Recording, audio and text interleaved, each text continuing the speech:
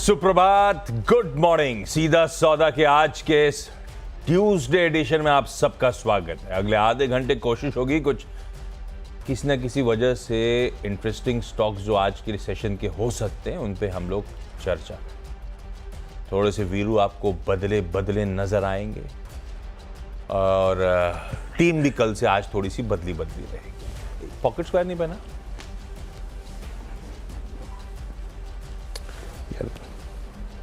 आशीष क्या बोल रहे हैं? मेरा ऑडियो मिस कर गया आशीष।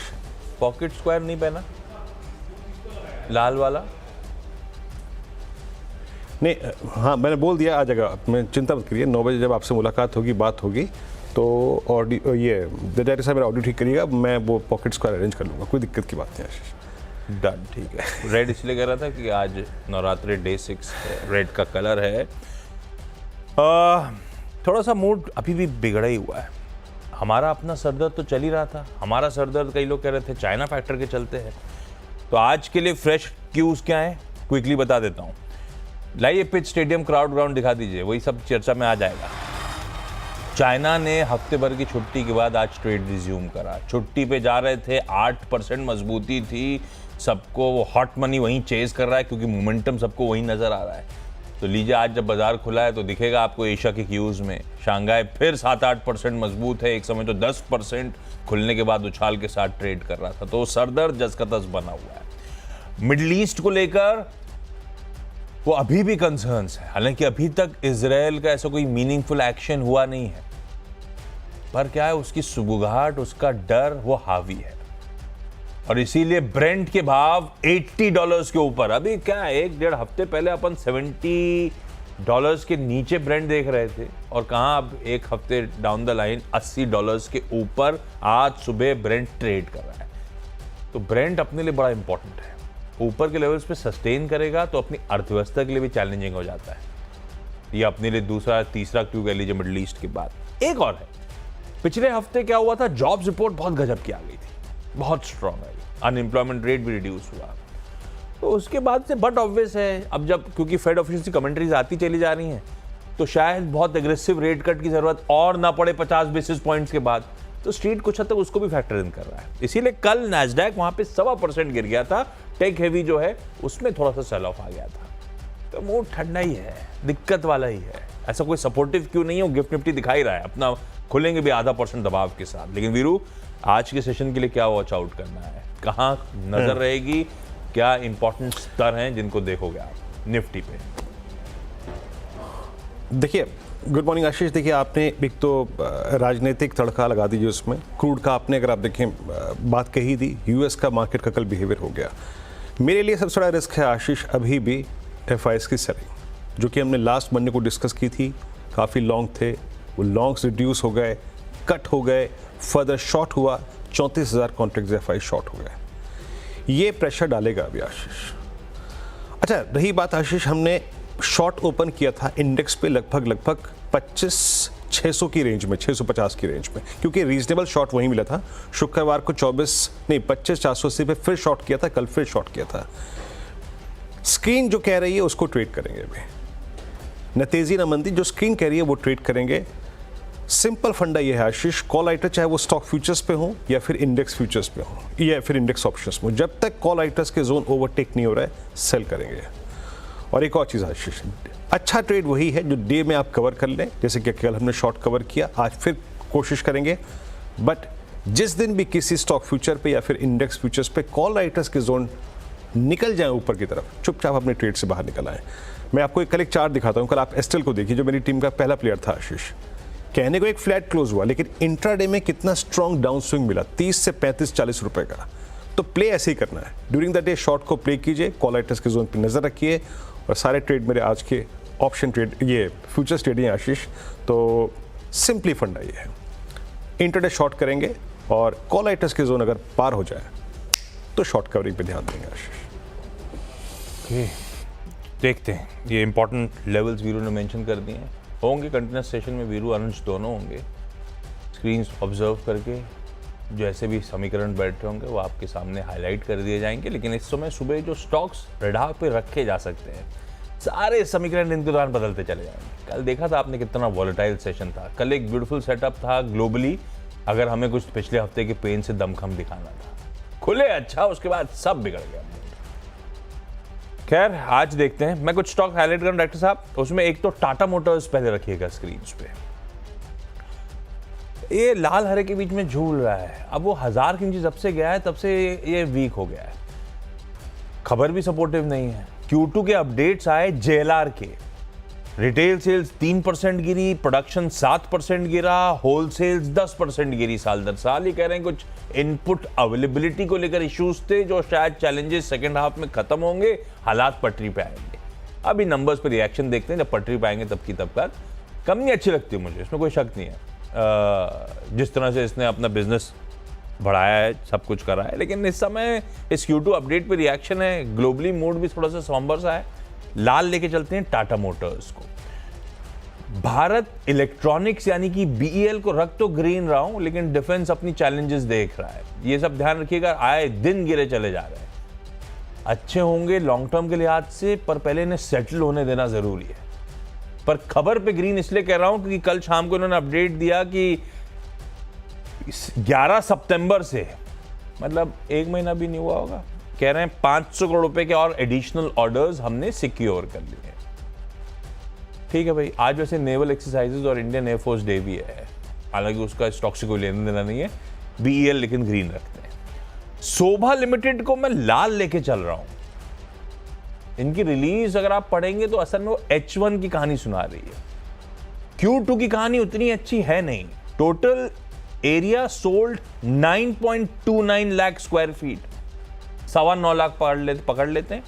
पिछले क्वार्टर में 12.25 लाख स्क्वायर फीट था, पिछले साल इसी क्वार्टर में 17.25 लाख स्क्वायर फीट था। तो एरिया सोल्ड रिड्यूस हुआ है, टोटल सेल्स वैल्यू रिड्यूस हुई है 1178 करोड़ रुपीस, पिछली बार 1900 करोड़ था, पिछले साल 1750 करोड़ रुपए था। और एवरेज प्राइस रियलाइजेशन भी सीक्वेंशियली गिरा है, क्यू ऑन क्यू गिरा है। पिछले क्वार्टर में 15,941 रुपए पर स्क्वायर फीट मिला, इस क्वार्टर में 12,674 पर स्क्वायर फीट है। तो यार हर पैमाने, अब ये बात अलग, रियल एस्टेट हाई बीटा, दिन के दौरान मूड बदल रहा होगा तो अभी, लेकिन अपडेट देखकर टोटल एरिया सोल्ड हो, टोटल सेल्स वैल्यू हो, इवन एवरेज प्राइस रियलाइजेशन हो, सब गिरा है इस क्वार्टर में। इसको लाल रखता हूं मैं। विरुद्ध 3 हो गए। ओके, आशीष 3 आपने पिक किया, अब चलता हूं मैं 3 पिक करता हूं। देखिए आशीष, 10 stock futures with in Nifty 50 below 200 day exponential average हैं, 10 बिलो और एट। तो आप कितने ओवरसोल्ड स्टॉक्स हैं तो इसका जायजा लगा सकते हैं, अंदाज़ा लगा सकते हैं। बट स्टिल मैं यहाँ पे पहला स्टॉक जो मेंशन करूँगा वो है बायोकॉन। आपकी स्क्रीन पे आएगा आशीष। कल इसमें एक बड़ा सीरियस ब्रेकडाउन हुआ है, इसने लेट पार्टिसिपेट किया इस सेल ऑफ में, but at 340 below 100 day exponential average. 340 से लेकर 380 तक की कॉल कल बहुत तहजीब से बिकी हुई थी आशीष। और जिस प्रकार का ये ब्रेकडाउन है चैनल का, जो राइजिंग चैनल थी, 320 321 की पॉसिबिलिटी बन रही है, जहां पे इसका 200 डे एक्सपोनेंशियल एवरेज प्लेस्ड है।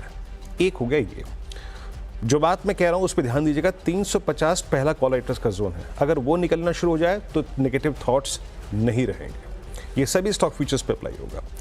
देन चंबल फर्टिलाइजर्स, ये भी स्टॉक पे लेके आइएगा। मतलब पिछले 4-5 दिन में जो इसकी पिटाई हुई है, गजब, मतलब शॉर्टिंग काफ़ी है और कॉल राइटिंग भी काफ़ी है। मैंने पहले दिन स्टॉक इसको लॉन्ग साइड पे लिया था, लेकिन अब मैं शॉर्ट साइड पे ले रहा हूँ। चंबल फर्टिलाइजर्स है 480, कल इसमें भी एक फ्लैग का फेलियर है, 100 डेमा का ब्रीच है, और पॉसिबली ये टेस्ट कर सकता है अपने 200 डे एक्सपोनेंशियल एवरेज को, जो कि प्लेस्ड है 450 पे। बट 455 458 मिले तो भी आई थिंक वो शॉर्ट ट्रेड काम कर जाएगा। उसके बाद जो मैं ट्रेड पिक कर रहा हूँ शॉर्ट साइड पे नहीं, लॉन्ग साइड पे। देखिए आशीष, भले ही आईटी में कल यूएस में थोड़ी सॉफ्टनेस रही हो, बट जब तक यहाँ पे निफ्टी आईटी, मेरा जो है ना, जहाँ पे निफ्टी आईटी का सवाल है, वो स्टेबल है, उसमें उतना अगर आप देखें पेन नहीं है। और जिस स्टॉक पे पिछले 3 दिन से फोकस कर रहा हूँ, कोफोर्ज, जो ऑल टाइम हाई पे क्लोज हो रहा है, अगर आपके ग्रिप में है, व्यू अभी भी कंस्ट्रक्टिव है। यहाँ पर व्यू यही है कि इसको लॉन्ग साइड पे लेके चलना है, प्लेसमेंट बहुत स्ट्रांग है, कल मैंने क्या कहा था, 7100 पे और 7000 पे पुट राइटिंग है, कल 7200 का पुट राइटर पे आ गया। सो अगर कोई डिप मिलता है तो उसको बाय करना है, डिप मिलता है तो एक कंस्ट्रक्टिव लॉन्ग की अप्रोच रखनी है। चार्ट सेटअप इसका स्ट्रॉन्ग है। उसके बाद एक स्टॉक और मेंशन करूंगा, यहाँ पे 4 स्टॉक्स मेंशन कर देता हूँ, that's Godrej properties. Serious breakdown है और इसमें मतलब शॉर्टिंग तो है ही, साथ ही साथ आशीष यहाँ पे लॉन्ग अनवाइंडिंग काफ़ी हुई है। अब लॉन्ग्स का लिक्विडेशन हो रहा है यहाँ पर और इसका एक बेस परसिस्ट करता है 2822 के आसपास। अगर वो वायलेट होता है, ध्यान दीजिएगा मेरी बात को, 28, 30, 28, 22 की अगर ट्रैजेक्टरी टूटती है तो जो चैनल खुल जाएगी या फिर जो जोन खुल जाएगा वो है 2700 का, 2705, 2703, वहाँ पे इसका 200 डे एक्सपोनेंशियल मूविंग एवरेज है। तो आशीष अभी के लिए 3 शॉर्ट, 3 नेगेटिव व्यू और 1 का व्यू लॉन्ग कोफोर्ज आईटी में। आशीष ना बिल्कुल ठीक। अच्छा, हीरो मोटोकॉर्प को लाल रखा था, लाल इसलिए रखा था क्योंकि आपने देखा होगा बीच में ब्रोकरेजेस के बीच में बहुत तगड़ा टसल है, जिन स्तरों पे हीरो मोटोकॉर्प खड़ा हुआ है वहाँ पर ऑफलेट थोड़ा सा प्रेशर भी आ रहा है, मुनाफा वसूली का दबाव थोड़ा सा हावी है, लाल रखते हैं। हालांकि एक खबर भी आई थी, वो हीरो मोटर्स की थी, ध्यान रखिएगा कि उन्होंने अपनी आईपीओ एप्लीकेशन विड्रॉ कर ली। वो फैमिली का धंधा हो सकता है, उसका हीरो मोटोकॉर्प सेंटिमेंट नेगेटिव कहने के लिए हो जाए, लेकिन hero MotoCorp any which ways थोड़ा सा आज लाल की तरफ रख रहे हैं अपन टाटा मोटर्स के साथ साथ। नायका रख तो ग्रीन रहा हूं, लेकिन एनवायरमेंट चैलेंजिंग है। कल Q2 का बिजनेस अपडेट आया, ये कह रहे हैं रेवेन्यू ग्रोथ मिड-20s में है और ग्रेजुअल रिवाइवल और सेकेंड हाफ में देखेंगे फेस्टिव और वेडिंग सीजन के चलते। तो आंकड़े तो अच्छे रिपोर्ट करें। अब मिड-20s मतलब हो जाएगा यार 25% के आसपास की ग्रोथ, नॉट बैड। पर ध्यान रखिएगा इस पे ब्रोकरेजेस बहुत ज़्यादा बुलिश नहीं है। सिटी की आज भी सेल कॉल है, नोमुरा का न्यूट्रल कॉल है इस अपडेट के बाद, जो अभी अभी रिपोर्ट ताज़ा आई है ब्रोकरेजेस की। तो ज़्यादा दमखम नहीं, खबर अच्छी है, ग्रीन रख रहा हूँ, पर स्टॉक से थोड़ा सा बच के रहिएगा इस समय, ब्रोकरेजेस तो ऐसा ही मानती हैं। और वेदांता को रख रहा हूँ ग्रीन। अब वो चाइना फैक्टर कह लीजिए, आज वैसे बोर्ड मीट भी खड़ी हुई है इसकी, आज चौथा इंटरिम डिविडेंड पे विचार करेगा इस कंपनी का बोर्ड। तो 2 खबरों का तड़का है, इसीलिए ग्रीन रख दिया आज।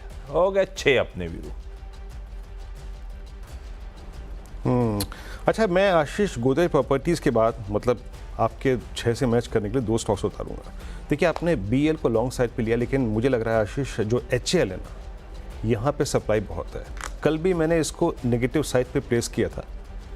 मेरे को लगता है आशीष यहाँ पे अभी और अनवाइंडिंग आएगी HL में, और ये पॉसिबली जिस क्लस्टर में जाके बेस बनाएगा अपना, वो है करीब करीब 4000 की ट्रेजेक्ट्री या फिर 3890 की ट्रेजेक्ट्री। देखिए, ये 200 डे एक्सपोनेंशियल एवरेज प्लेस्ड है 4050 पे, बट अभी भी 4000 के पुट में मेरे को कोई कंसंट्रेशन नज़र नहीं आ रहा है।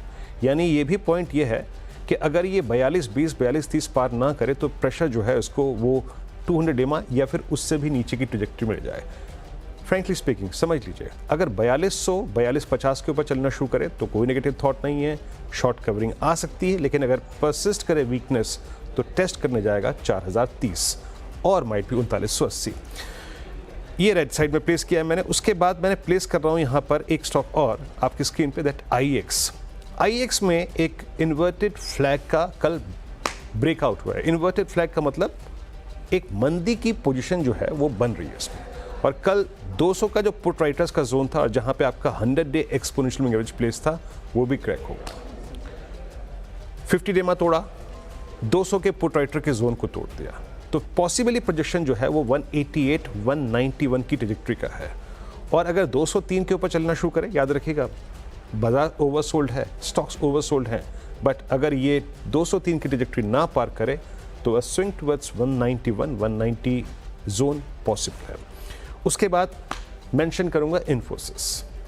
मेरा जहां पे कन्विक्शन लॉन्ग साइड में कहीं पर भी है वो है IT। इन्फोसिस को आशीष कल आपने पिक किया था, एक दिन पहले मैंने पिक किया था, मुझे अभी भी स्ट्रेंथ नजर आ रही है। अगर बाजार स्लिप होता है, क्रैक होता है, तो हाइड करने की, छुपने की जगह यही है। अच्छी पुट राइटिंग हुई है 1900 पे, 19100 पे, तो पॉइंट ये है कि अगर 1900, 19100 के ऊपर सस्टेन कर रहा है तो मूव ये अच्छा देगा आशीष। टिल द टाइम 1910 होल्ड कर रहा है, स्टेबल है, स्ट्रॉन्ग है आशीष। ओके, ये हो गया बढ़िया से स्टॉक्स। शुरुआत ही हुई है अभी तो और पिटारा बचा हुआ है। आप सही कह रहे हो, HAL में वीकनेस थी, इवन BEL में वीकनेस है। कल 3-3.5% मेरे ख्याल से कमजोर था। तो ध्यान रखिएगा, खबर आई है, खबर पे ग्रीन है, पर बाकी डिफेंस स्टॉक्स में बहुत तगड़ी सप्लाई ओवरहैंग बना हुआ है। कॉशियस रहने का। ब्रेक ले रहा हूं, ब्रेक के उस पार हम दोनों की टीम्स के बचे हुए स्टॉक्स पे चर्चा करेंगे।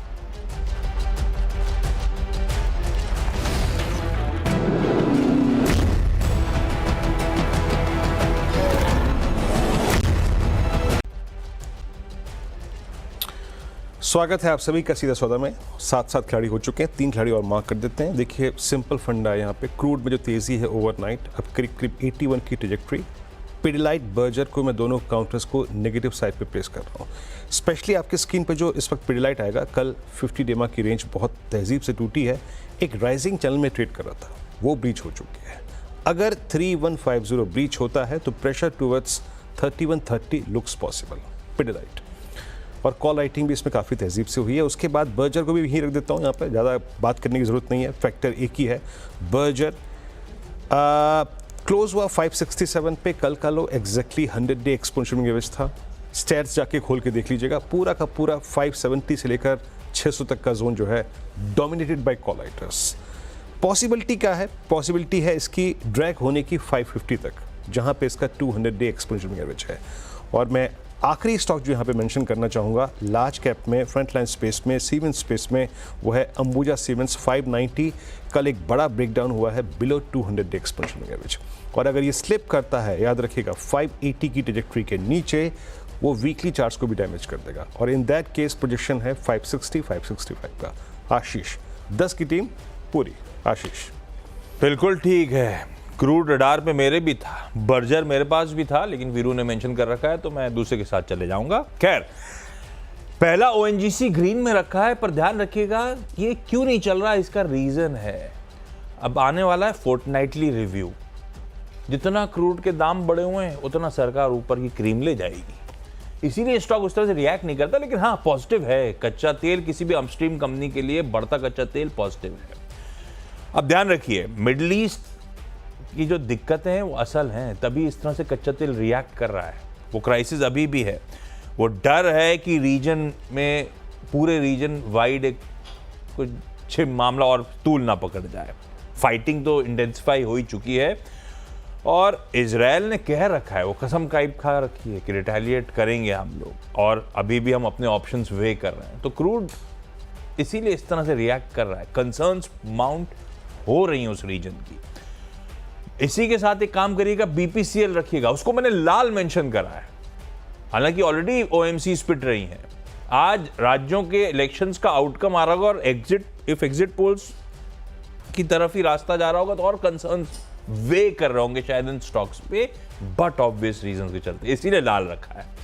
और क्योंकि बर्जर पेंट्स की जगह दूसरा विकल्प, तो मैं एशियन पेंट्स के साथ जा रहा हूँ, उसमें भी लाल रखा है। इनपुट एक आध बार कुछ दिनों के लिए कच्चा तेल उछले, कंसर्न्स नहीं है, परसिस्ट कर जाए हायर लेवल्स पे, तब कंसर्न्स माउंट होती हैं जो क्रूड के इनपुट्स को इस्तेमाल करते हैं, डेरिवेटिव्स का इस्तेमाल करते हैं। एशियन पेंट्स को लाल ही रखते हैं इस बदलती परिस्थिति के बीच। और एक लाल, हाँ ये बात सही है, इन्फी कल तक ग्रीन था। विप्रो लेकिन दमखम दिखा नहीं पा रहा है, जब सब IT तेज था, कल भी विप्रो कमजोर था, उसको लाल ही लेके चल रहा हूं। वीरू ने सही कहा, वैसे आप नैस्डैक देखिएगा प्रेशर में, पर यह बात ध्यान रखिएगा, नैस्डैक के प्रेशर से अपना कुछ नहीं लेना है। वहां की IT कंपनीज कंज्यूमर फेसिंग है, अपनी IT companies business to business वाली है। अमेरिका इंक की परफॉर्मेंस से डिपेंड करता है उनका हालात। तो हाँ, नैस्डैक से मत देखिएगा, लेकिन हाँ मूड थोड़ा सा मैं इसको लाल लेके चलता हूँ आज की ट्रेडिंग सेशन में। 10 हो गया इस बात करते करते। क्विकली छोटा सा ब्रेक के उस पर जब लौट के आएंगे तो इन टीम्स का एक quick wrap up.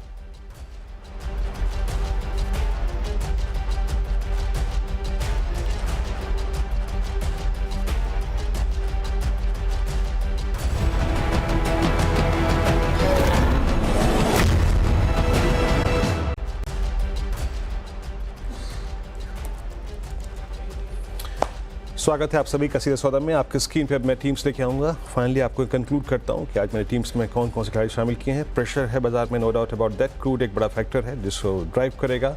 Berger paints को, पिडिलाइट को मैंने नेगेटिव साइड पे रखा है। इन्फोसिस स्ट्रांगली प्लेस्ड है, कोफोर्ज IT में स्ट्रांगली प्लेस्ड है।